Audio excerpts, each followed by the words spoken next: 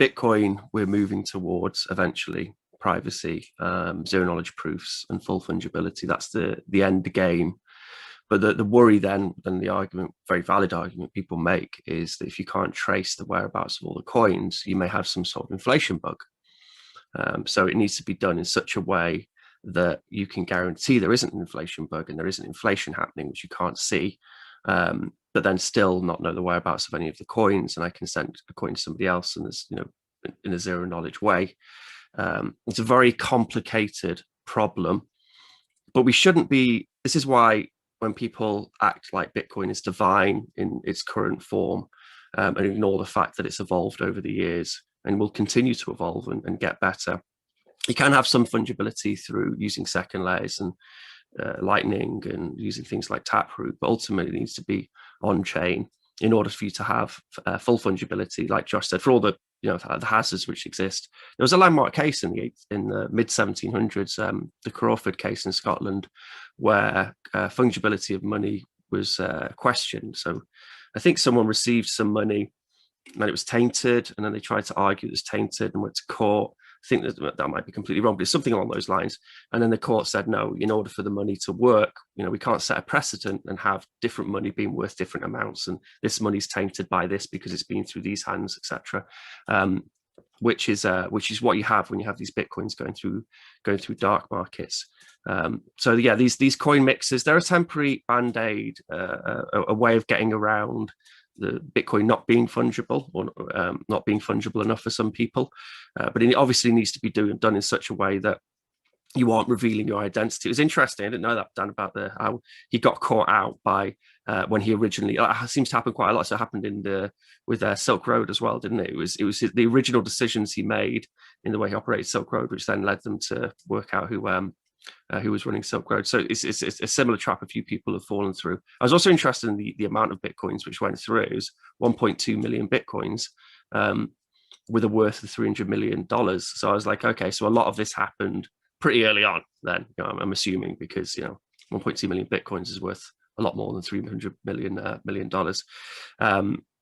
So I don't know where, I'm interested where this puts people like Wasabi and the dojos and all this coin mixing. I don't know. I'm not very up on coin mixing. I don't know how coin mixing generally works. I know there's some sort of decentralized ways of doing it, but companies can still be held liable if they're real world companies and real world entities. And all the government needs to say is you switch the narrative from mixing to laundering, which is what they've done here, and then they can hold those people accountable. So be careful. Do these things in a way which can't come back to you. And then, let's keep building towards a zero knowledge proof, completely private Bitcoin eventually, hopefully one day. Apparently the service is still online as well. So there's probably like the IRS lurking in the IT office basement. So be careful if you are using it. Wow. Heads up. Some people will still use it for sure. Oh yeah. And now it's got great marketing too. Exit question. FUD, FUD, fear, uncertainty, and doubt. The mainstream media loves to cover Bitcoin through a limited lens. Which FUD will be more popular in the future? Bitcoin is anonymous and therefore finances terrorism, or Bitcoin is bad for the environment?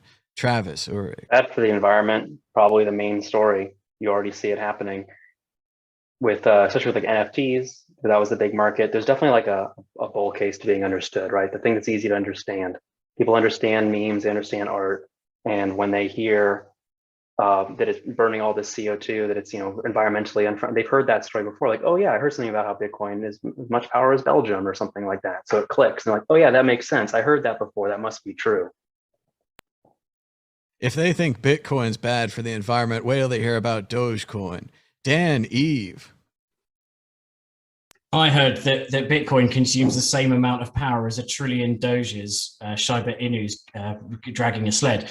But just before I give my answer, which I'll give the answer first, actually, I think it's environmental, unless conspiracy, tinfoil hats, there's like what is it? They call it a red flag or a green, whatever, the flag, they're like, oh, false flag, whatever, where like an event will happen and then people will hop on and be like, oh, this was funded by Bitcoin, this is a reason. So I think environmental is definitely problem the biggest reaction one. Solution.